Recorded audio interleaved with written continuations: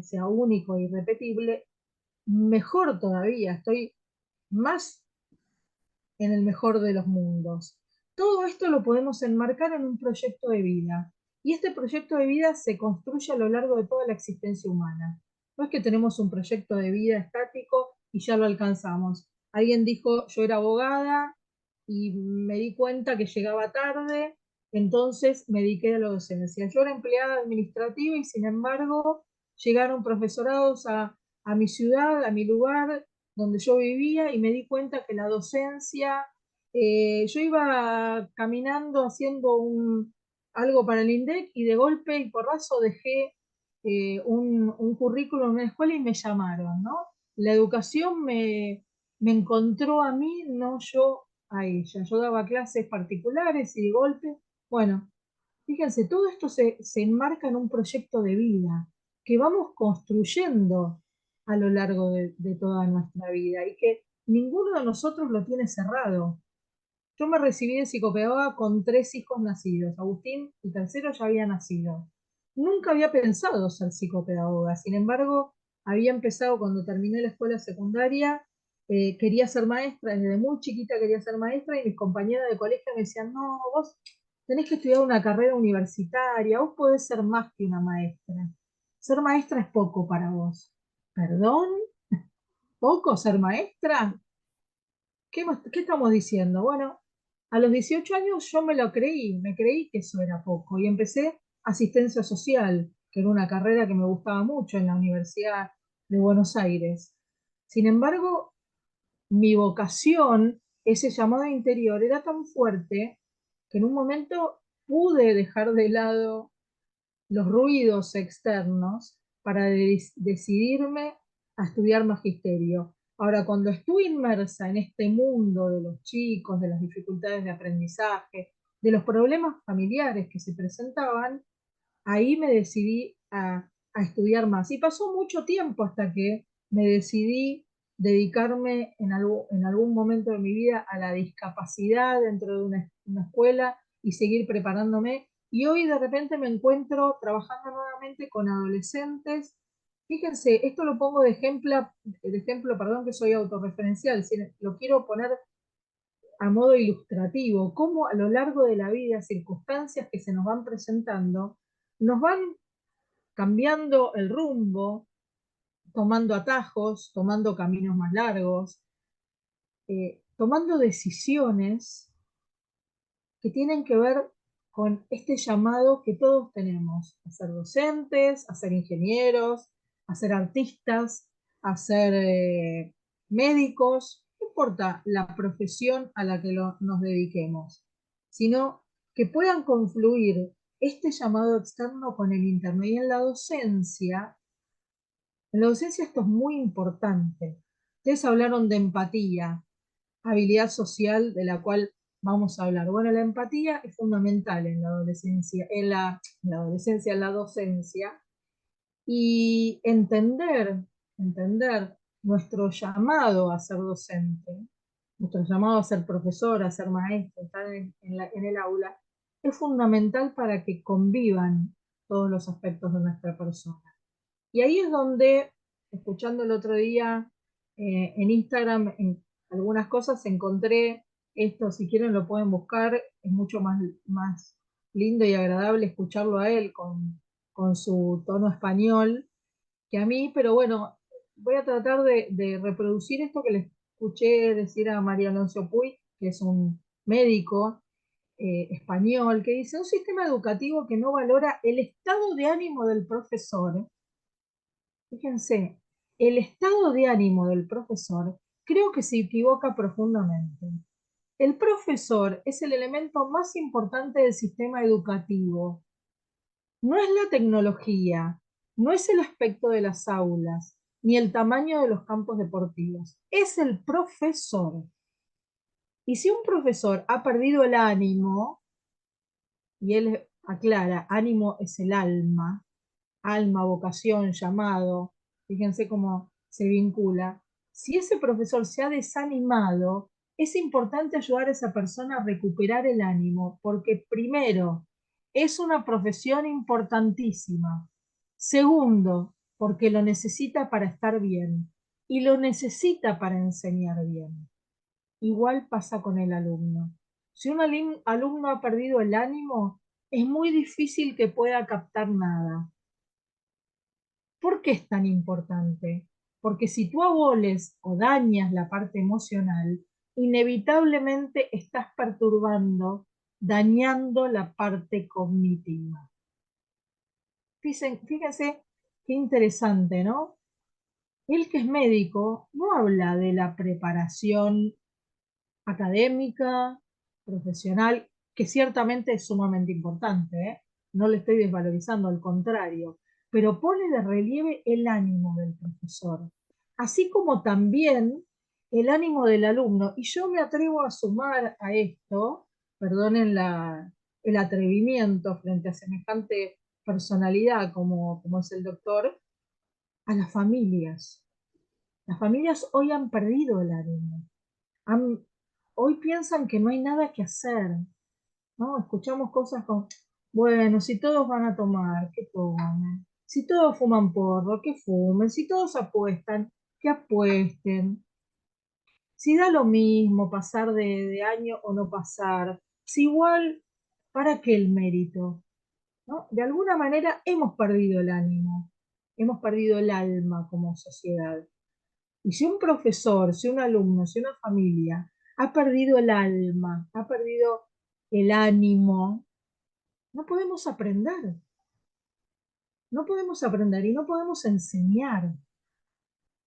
Por eso quería traer esta reflexión del doctor acá para que podamos pensar, ¿hemos perdido el ánimo?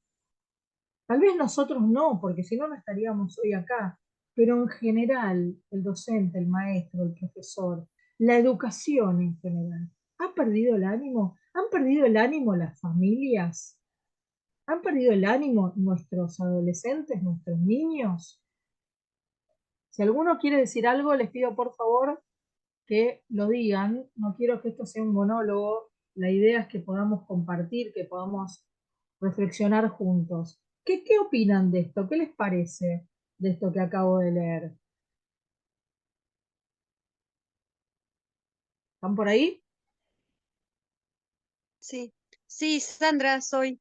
A ver, Sandra. Eh, yo coincido totalmente, no recuerdo bien el apellido del doctor que dijiste, pero me gustaría Mario leerlo, Alonso Puig. buscarlo. Mario Alonso Puig, ahí Puig, te lo ah, puse atrás. Puig. Em, realmente sí, eso a veces se nota yo trabajo en una nocturna que es de jóvenes y adultos Ajá, y nos están enviando de supervisión muchos adolescentes. Ya no es la ujú, escuela de adultos de años atrás.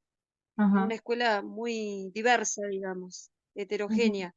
sí, Y yo noto, comúnmente yo tengo mucha llegada con mis alumnos. ujú, Soy muy, los observo mucho cómo llegan, su condición socioeconómica y familiar.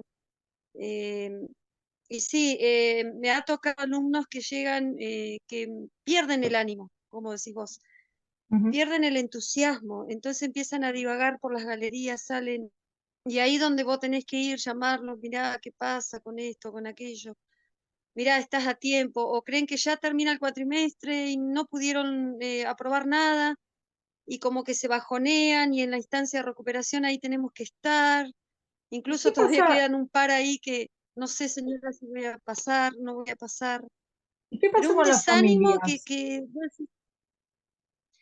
decís, no, comúnmente los que llegan a nocturna, la mayoría tiene padres ausentes, Ujú, familias divididas, la mayoría de los jóvenes adolescentes, te digo, ¿no? Los adultos que sí, trabajan, van, tienen sus hijos, todo, están como muy solos, ¿me entendés? ujú. Llegan y vos no podés, o la mamá falleció, o vive solo con el padre no le da bolilla, trabaja de changas, el pibe también tiene que laburar y llega cansado a la escuela. No te digo todos los casos, pero los casos más puntuales y más complicados que podemos llegar a tener ahí, en ese sentido. Y a Bueno, mí me ha muchas tocado con gracias. un alumno que la vengo remando con él. Sí, No, que me ha tocado así, un caso especial que la vengo remando con un alumno así, y que pierde el ánimo, luego viene, me busca, levanta el ánimo de que sí, Sandrita, voy a sacar esto, me puse las pilas, pero cuando vamos a revisar los trabajos y eso, no termina de completar nada.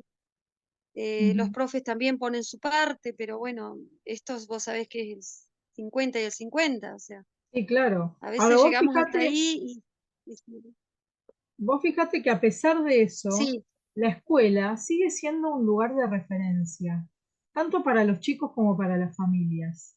Sigue siendo un lugar de encuentro, sigue siendo un lugar, a de pesar de los pesares, contención. ¿no? Sigue siendo un lugar de contención, de encuentro, de oportunidad, de nexo, de puente. Sigue siéndolo. Por eso hablar de nuestro ánimo es tan sano. Vieron que hasta hace muy poco no se hablaba de las emociones, mucho menos tener en cuenta en una escuela, en un docente, cómo se siente, hablar de nuestras frustraciones también, de nuestras inquietudes, de las frustraciones que tenemos muchas veces frente a las familias de nuestros alumnos y de nuestros alumnos en particular. Sin embargo, hoy que podemos y que de alguna manera tiene muy buena prensa hablar de las emociones, qué aspecto tan importante que es hablar del ánimo, de las emociones, de nuestra alma, porque ahí volvemos a lo que decíamos recién, es donde confluye nuestro interior y nuestro exterior, nuestra decisión profesional con nuestro llamado personal y nuestra misión en la vida. Y esto mismo que estamos transitando nosotros es lo que acompañamos en nuestros alumnos, porque en nuestros alumnos vamos acompañando también este proceso de encuentro con sus gustos, con sus particularidades, con lo que, con las cosas que le cuestan, con las cosas que le salen mejor.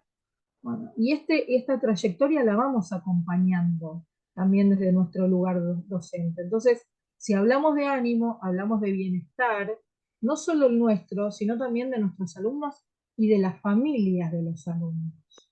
Por eso hago el hincapié en esto, educar nos hace bien.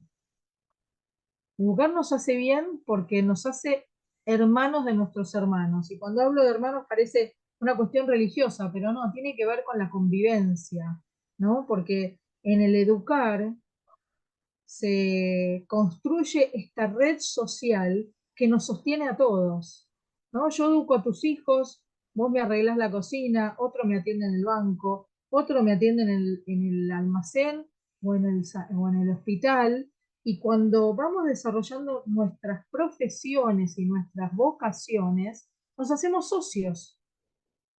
Eh, Decían antes, en un pueblo chico, ejercer la docencia con gente conocida, probablemente eras profesora de la persona que te vendía el pan, del médico que te atendía en el hospital y del que atendía en la estación de servicio. Y todos intercambiaban estos dones particulares y de esa manera se teje la red que nos sostiene a todos, que nos contiene a todos. Cada uno de nuestros chicos va a ir eligiendo también su profesión, va a ir descubriendo su vocación y va a ir intercambiando estos dones particulares y va a ir construyendo esta red que nos sostiene incluso a nosotros como docentes, porque si no tuviéramos alumnos y no hubiera familias, en el contexto que sea, algunas más desmembradas que otras, unas más ausentes que otras, pero esos chicos no salieron de un repollo, salieron de un, al menos de un grupo social, de un contexto social. Y esa red que construimos entre todos nos contiene a todos, nos sostiene. Por eso también educar es una oportunidad y